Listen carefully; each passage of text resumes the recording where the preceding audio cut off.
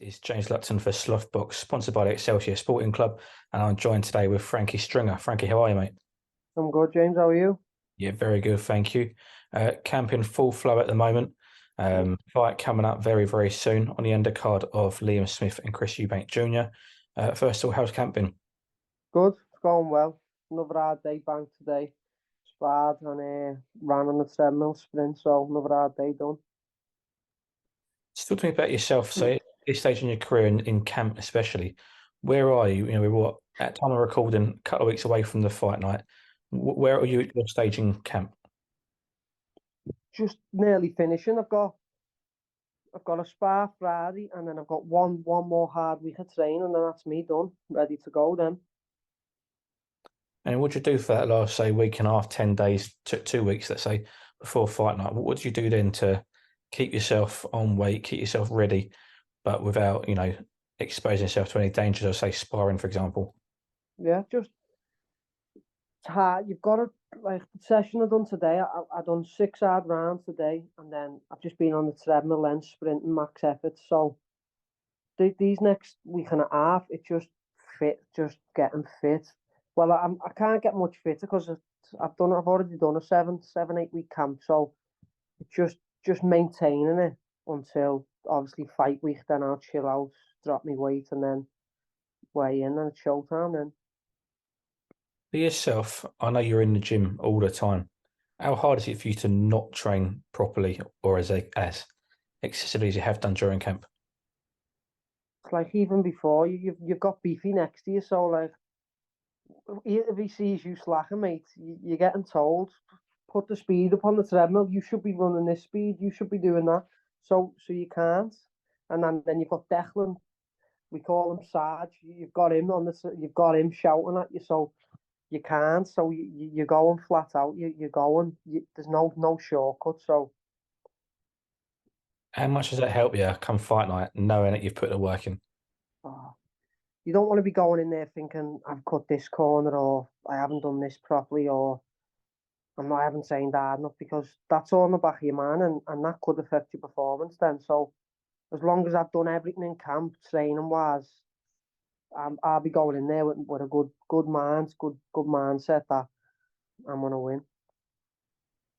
Been a little while since you last fought. You was hoping on a few dates before now, and they sort of fell through for one reason or another. But you finally got this date. How pleased are you to get back out there on a massive card as well?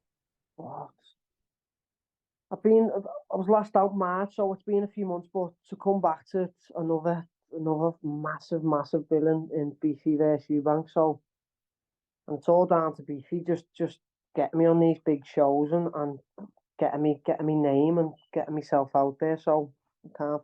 I always say I can't thank him enough, but he's done a lot for me. I mean, obviously, well, I've mentioned it with you before, but Beefy is, of course, your manager. He's got you on this show and his undercards, and he's getting you out there and giving you the platform to build your profile yourself. Well, In terms of Beefy, obviously, that's the obvious thing that we all see that he does for yourself. But what else does he do for you outside of that people may not see? just everything, just like advice, even down to advice in the gym, what to do when I'm sparring. He's try this, do that. That's a massive help. And then he's just done everything for me since I turned pro last year. He has done everything. He sorts me fights. He gets me on the shows. He picks me opponents. He just does. I'd be lost. I'd be lost without him. So he is a big role model for me. You mentioned he's a role model for you. Obviously, growing up, you've been in Rotunda Gym since I think you're about 10, 11 years old. Yeah, yeah, So you've seen Liam and his brothers box. You've seen these guys come through from Liverpool. Tony Bellew as well as one of them. And you've seen these guys on TV and reach world titles. And you was at Tony Bellew's world title fight at Goodison yeah, Park against yeah. McCarthy. And now you're coming through yourself. Is it a bit surreal at times? You have to pinch yourself. I always knew that I was gonna be a boxer where I was involved around all them. I was going to watch Bellew. I was going to Monaco to watch Stephen when he fought for the world title. I went to Vegas to Dallas to watch Beefy fight Canelo. So I just knew like I want to be what they're doing. Like, I'm looking up to them. I want to do what they're doing, and that made me push to turn pro, and I am now trying to following their footsteps. If you get me. Obviously, you've got self-belief. You mentioned there you knew you was going to get there and you saw what you was going to do. When did you realise that they thought that as well? When did you realise that Beefy felt the same? I remember seeing Beefy, and he said, "Whenever you want to turn pro, I'll manage you." So that give me the extra boost to be like, he said he'll manage me. There's half the battle to turn pro. There's like a person who's been in the game for how many years now. He knows it like the back of his hand, and he's saying he'll manage me, look after me, and that gave me the extra push to turn pro. And you mentioned already, he's a good help to yourself. He's a good manager in that sense. Yeah. When Beefy does hang up the gloves and retires in, let's say next 5 years or whatever it may be, Yeah. do you think he will continue to manage other fighters and grow a stable? I don't think so.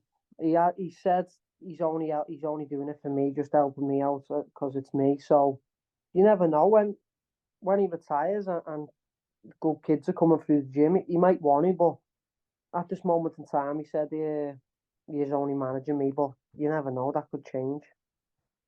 Does that give you more confidence in your ability and potential and what he sees in you? That's what I mean.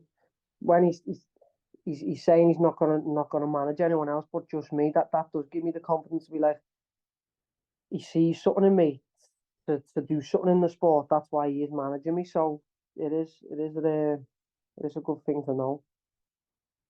And in regards to your fight, obviously, again, another big platform. Yeah. You seem to, or Liam seems to be getting you on these big platforms and these big shows, and it's only a matter of time before you get a TV slot, for example. Yeah. You're sitting out there. Is that something that excites you? Is that something that you're pushing for? Is it on the back of your mind every fight you go into? Yeah. That's you want a TV slot, you want to be on Sky, and you know there's millions of people watching it, so you look good and or like a spectacular knockout or a great performance, all them millions of viewers are going to be thinking, who the fuck's Frankie Stringer, or he's good, this kid, and then me following will slowly get. I've got a big following. I can do a lot of tickets, so I've got a big following, but that's around my area. So them TV slots, you're getting people from all around the world watching you. So that is the goal in the next few fights. Now, when you get to the TV slots, that'll bring its own pressure. But at the moment where you're pushing to get that TV slot, you mentioned there, you might need like a highlight reel knockout or Yeah. standard performance.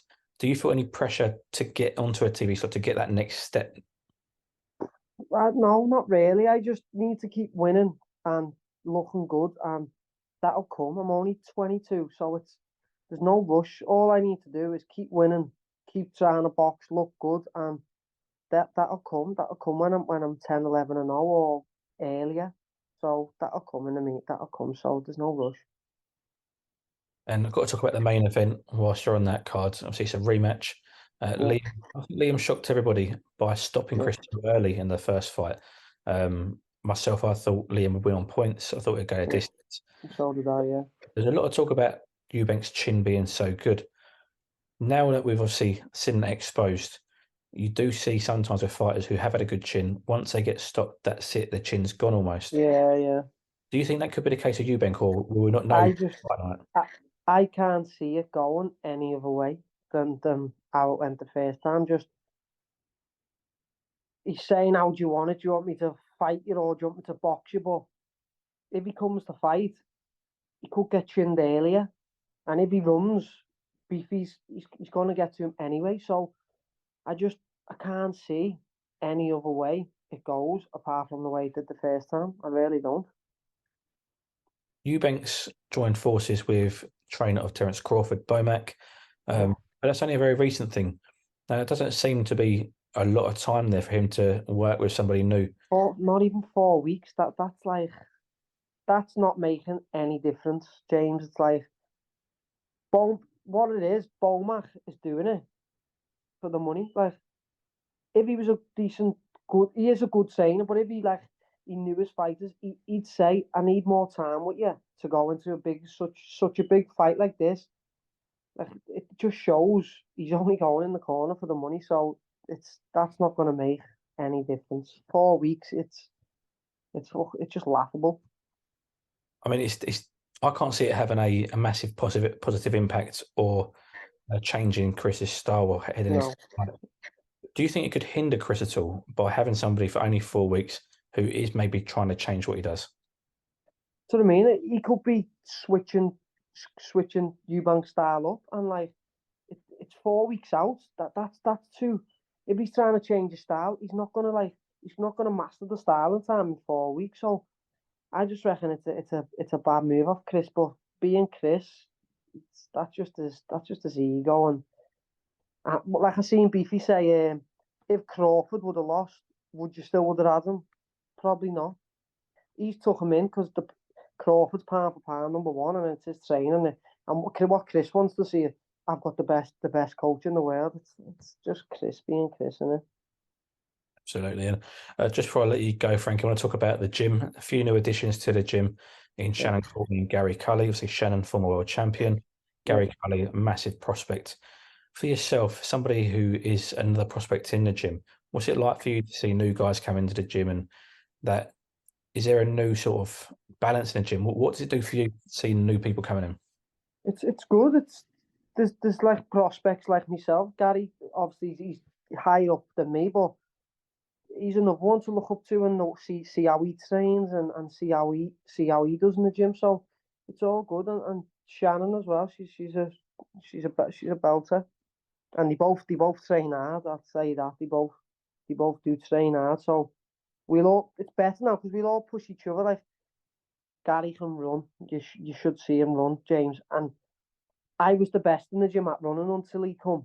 So it's gonna push me and him because we've both been battling on the runs, no neck and neck, pushing each other.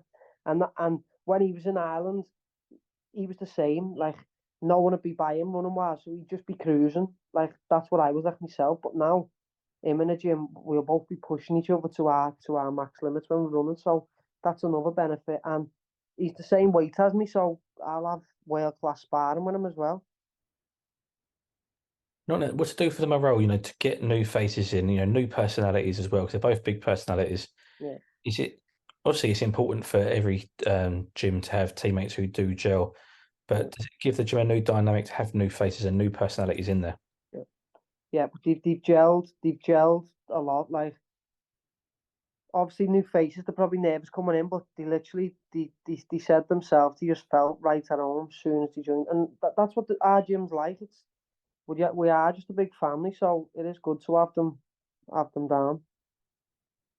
Absolutely. Well, Frankie, I want to thank you very much for your time.